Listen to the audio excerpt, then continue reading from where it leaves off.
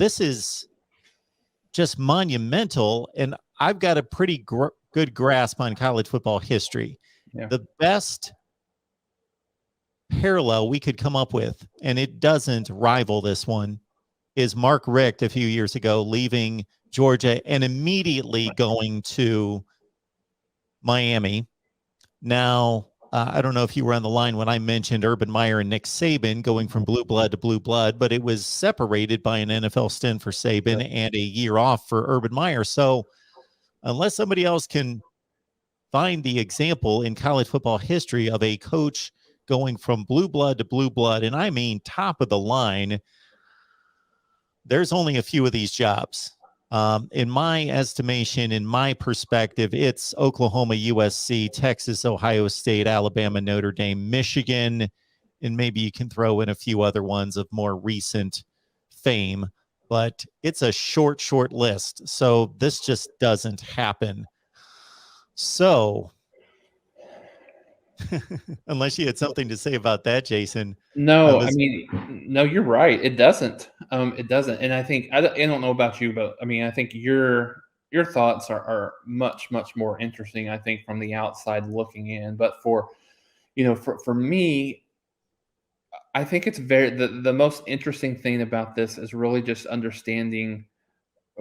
For me, what's the motive here? What is? I mean, it's clear that this has been in the works for a couple of weeks, right? I mean, there's been some discussion and negotiation. Is it money? Is it Oklahoma wasn't willing? I would assume, and I don't know. I don't think any of the terms have come out yet. Probably tomorrow we'll hear that, but I would assume it's probably anywhere from that 8.5 to 10 million range. I would guess. I mean, specifically what Mel Tucker got, 96 million, 95 million for 10 years. So I would assume that it's somewhere in that range. So is it money? Is it issues internally within the program at an administration level? Is it the SEC, the concern, that doesn't feel like that they're ready to make that move to the SEC, whether it be next year or a couple years from now? I think that we may never find out why, but I think that's the most interesting. I think that's the most interesting thing about this is really just understanding the why.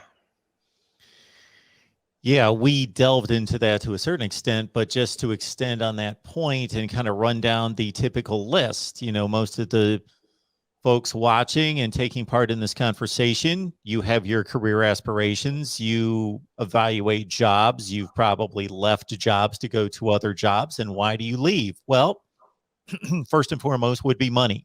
People work to make money.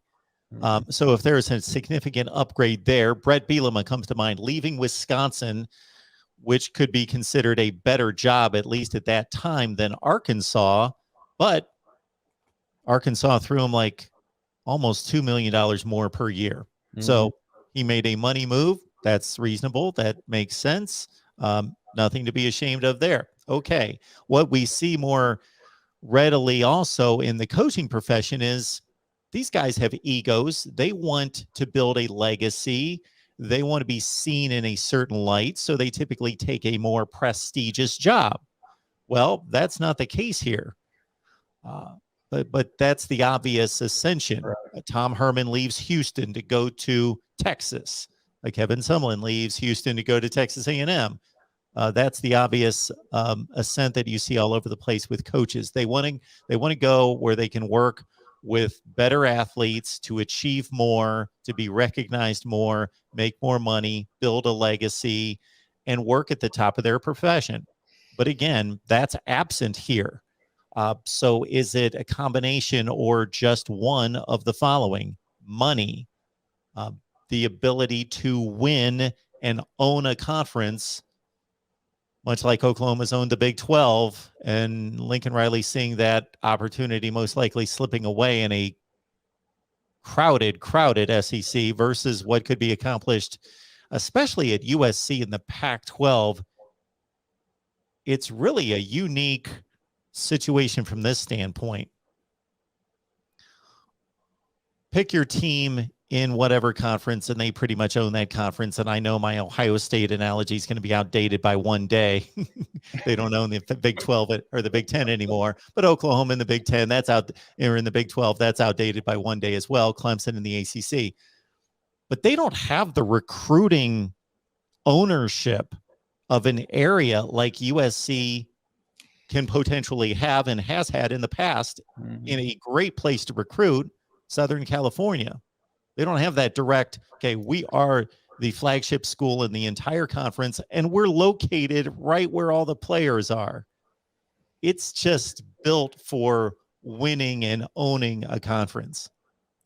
It is, and I think, Mark, the more we talk about it, I think maybe that's the biggest factor. I mean, to your point, as good as Lincoln Riley, probably the best thing that he's brought to Oklahoma is how, obviously, outside of the way he is an offensive mind and has, kind of brought Oklahoma even a little bit further from where they were, traditionally, even under Heupel and Kevin Wilson and a lot of different offensive coordinators that they've had over the last 15, 20 years. But the recruiting aspect is where they've brought Oklahoma higher than they've been in quite some time, since the early 2000s when Bob was there. But I think, to your point, Mark, how much easier it is to recruit to Southern California than it is to Norman, Oklahoma, right? I mean, you don't, the amount of effort that you have to put out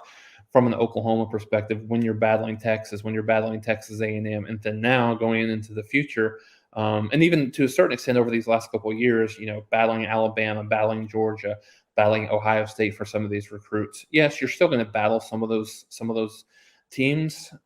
At the same time, you have the advantage in being right there in their back door, knowing, especially from an offensive perspective. So, yeah, I mean, I think if there's anything else that's kind of came through this conversation, I think, Mark, I think I lean to where you are at, in terms of maybe the biggest kind of, and it may be a combination of a lot of factors, but I think the biggest factor might be the ease from a recruiting perspective, and the ability to be at USC, your ability to challenge for not only a Pac-12 championship, but a playoff berth, almost every single year in and year out. As Matt said, I mean, I think the expectations are going to be very, very high day one, going in there, going into feeling like you can compete and win a Pac-12 championship immediately. And then, if you're there, then obviously you have an opportunity to get to a playoff. I mean, I think it helps, it would have helped to have maybe a lot more of, in the past, Washington's made it I think Washington's the only team in the, if I'm not mistaken, in the college football era to make the playoff from the Pac-12. But Oregon was right there. We've had Oregon the first year. Oh yeah, that's right. Yeah, that's right. But yeah, no, I think I think the opportunity is much easier. I mean, I think one could say maybe that kind of goes to Lincoln's personality, maybe more than anything else. But yeah, I think that's a big factor in why he's decided to make this move.